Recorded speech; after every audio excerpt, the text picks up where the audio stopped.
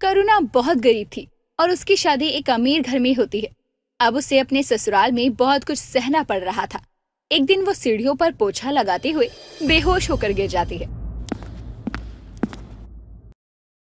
बेटा, ओ अनुज बेटा, जल्दी से नीचे आ। देख बहू को क्या हो गया है। हाँ माँ, क्या हुआ? आपने मुझे बुलाया? हाँ बेटा, जरा देखना, पता नहीं बहू को क्या हो गया है। मैं मंदिर से आई तो देखा ये बेहोश पड़ी है। माँ, कहीं आपके जुल्मों को सह सह कर ये परेशान होके मर मरा तो नहीं गई?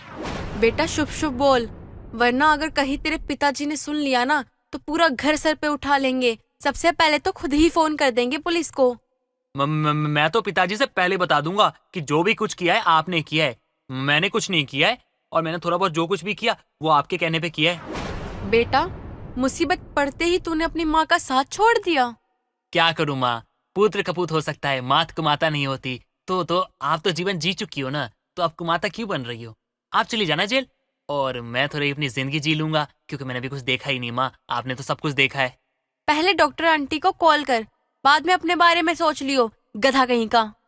अपनी माँ के कहने पर अनुज अपनी घरेलू डॉक्टर को कॉल करता है, जो कि डॉक्टर होने के साथ ही मेनका की अच्छी दोस्त थी, और उन्हें घर आने को कहता है। कुछ देर के बाद डॉक्टर घर आती है और करुणा का इलाज करती है। चेकअप करने के बाद वो सभी घर वालों को बोलती है, आप लोगों के लिए बहुत खुशी की बात है, आपकी बहू माँ बनने वाली है। ये क्या कह रही है तू? देख, ये मजाक करने का टाइम नहीं है।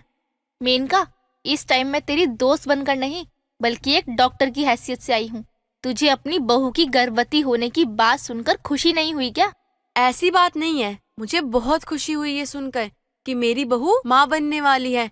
भला इतने सालों बाद मुझे ये खुशी सुनने को नसीब हुई है, ये बहुत बड़ी बात है मेरे लिए। लेकिन ये बहुत कमजोर है, इसलिए तुम लोगों को इसका अच्छे से ध्यान रखना होगा। तू चिंता मत कर, मैं अपनी बहू का अच्छे से ध्यान रखूंगी। इतना कहकर डॉक्टर वहाँ से चली जाती है। करुणा को सोते देखकर मेनका और अनुज भी कमरे से बाहर चले जाते हैं। कुछ देर के बाद करुणा की नींद खुलती है और खुद को बिस्तर पर देखकर वो अपने आप से कहती है, मैं यहाँ कैसे आ गई? मैं तो सीढ़ियों पर पोंछा लगा रही थी, फिर बेहोश हो गई। सारा काम ऐसे ही बिखरा पड़ा होगा। जल्दी से काम खत्म कर लूं, वरना माँ जी बहुत गुस्सा करेंगी। बहू, अब तुम ये सारे काम नहीं करोगी, सिर्फ आराम करोगी। माँ जी मुझे माफ कर दीजिए, पता नहीं मैं कैसे बेहोश हो गई।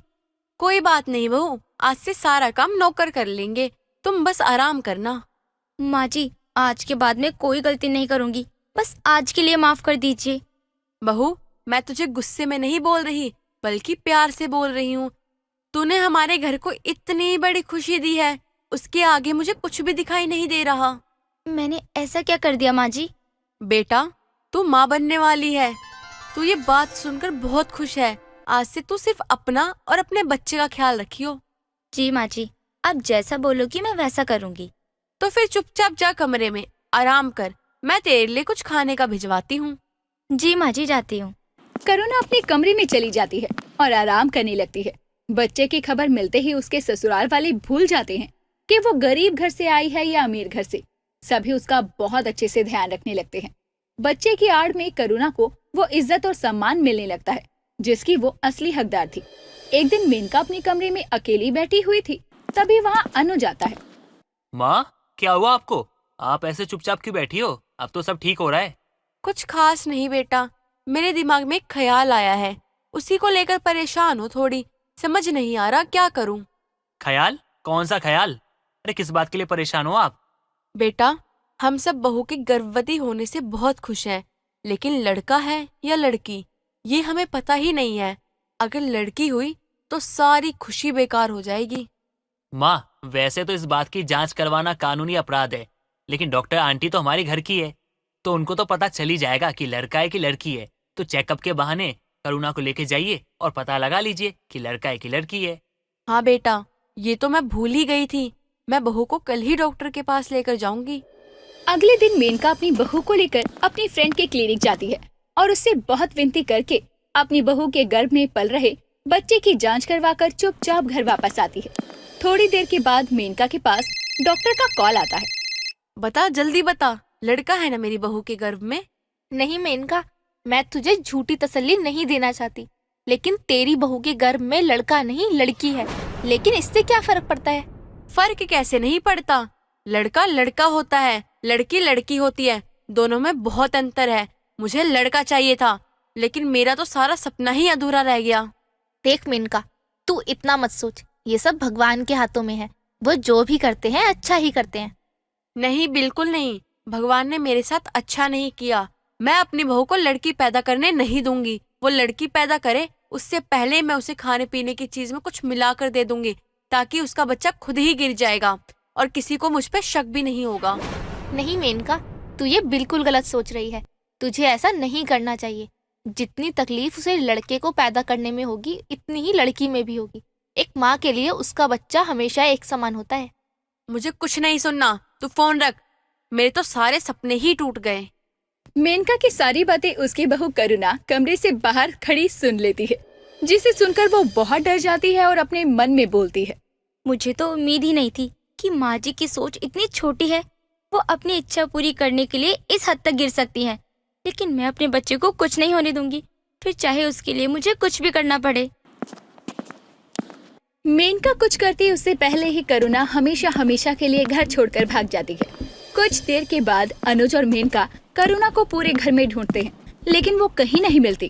तभी अनुज बोलता है, माँ, करुणा कहाँ है? पूरे घर में देख लिया, कहीं नहीं है। बेटा, मुझे शक हो रहा है, कहीं उसने मेरी बातों को सुन तो नहीं लिया। बातें? कैसी बातें माँ? आप ऐसी क्या बात कर रही थी जिसको सुनने के बाद वो घर छोड़ के भाग गई? बेटा, वो मैं माँ, आप घबरा क्यों रही हो इतना? साफ साफ बोलिए, क्या बात है? बेटा, वो मुझे डॉक्टर आंटी ने बताया कि करुणा के गर्भ में लड़की है, लड़का नहीं। तो मैंने उससे कहा कि अगर ऐसा है तो मैं उसे कुछ ऐसा खिला दूंगी जिससे उसका बच्चा खुद ही मर जाए। माँ, आपका क्या करूं मैं? दिमाग ठीक है आपका? ये सब बातें फोन पे कौन करता है? और ये बच्चे की जान लेने की सोच आ कैसे गई आपके अंदर? बेटा, तूने ही तो बोला था कि पता कर लो माँ, लड़का है या लड़की। माँ, आप परेशान थी, मैंने तो ऐसे ही बोल दिया था। लेकिन जब मैंने बाद में सोचा तो मुझे लगा कि मैं गलत हूँ, और मैंने सोचा कि माँ को समझाऊंगा तो माँ समझ जाएगी। लेकिन आपने क्या किया? आपने तो पहले ही सब कुछ बर्बाद करके रख दिया। मैंने जो किया वो सही किया। इतने सालों बाद घर में बच्चा आ रहा है, वो भी लड़की। अब तो तू ही बता, हमारा वंश कैसे चलेगा आगे? माँ, कुछ चीजों को भगवान के लिए छोड़ देनी चाहिए। इंसान भगवान नहीं बन सकता है। लेकिन आप तो भगवान बनने के लिए निकल गई। अरे लड़की थी तो क्या हो गया, बाद में लड़का हो जाता, और नहीं भी होता तो क्या? आज के टाइम पे ये कौन देखता है माँ? आपने तो सब कुछ बर्बाद कर दिया मेरा। मैं जा रहा हूँ करुणा को देखने के लिए कि कहाँ चली गई है। अनुज इतना कहकर करुणा को ढूंढने के लिए निकल जाता है। कड़कती ठंड में वो दिन रात अपनी पत्नी को ढूंढता है, लेकिन करुणा उसे कहीं नहीं मिलती। वहीं दूसरी तरफ अपने ससुराल वालों की गलत मंशा और अपने बच्चे की जान बचाने के लिए करुणा गर्भवती होते हुए भी कड़कती ठंड में घर से बेघर हो जाती है और दूसरे शहर जाकर अपनी बेटी को पैदा करती है और उस पर आंच तक नहीं आने देती।